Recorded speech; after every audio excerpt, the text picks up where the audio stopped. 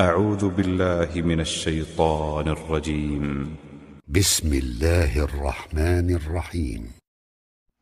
فاسألوا أهل الذكر إن كنتم لا تعلمون.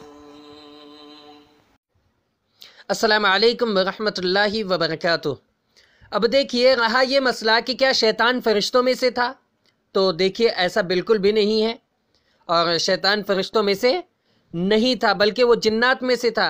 قرآن کریم میں اللہ رب العالمین کا واضح فرمان موجود ہے، سورہ کہف میں آیت نمبر 50 ہے۔ اللہ رب العالمین نے ارشاد فرمایا کان من الجن، کہ وہ جنات میں سے تھا۔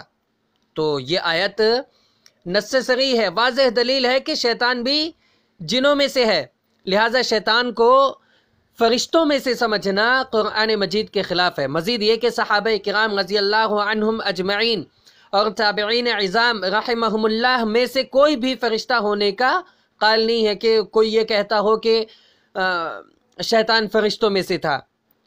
اس کے علاوہ جنات میں مذکر اور مؤنث دونوں طرح کے لوگ ہوتے ہیں، ان میں توالد بھی ہوتا ہے، تناسل بھی ہوتا ہے، وہ کھاتے پیتے ہیں، لیکن اس کے برعکس فرشتوں میں یہ صفات نہیں پائی جاتی ہے۔ مزید یہ کہ فرشتوں کی ایک خوبی ہے لا یعصون اللہ، کہ وہ اللہ رب العالمین کی نافرمانی نہیں کرتے ہیں۔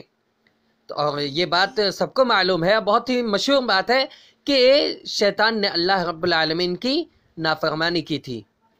تو خلاصہ کلام یہ ہے کہ شیطان فرشتوں میں سے بالکل نہیں تھا بلکہ وہ جنات میں سے تھا۔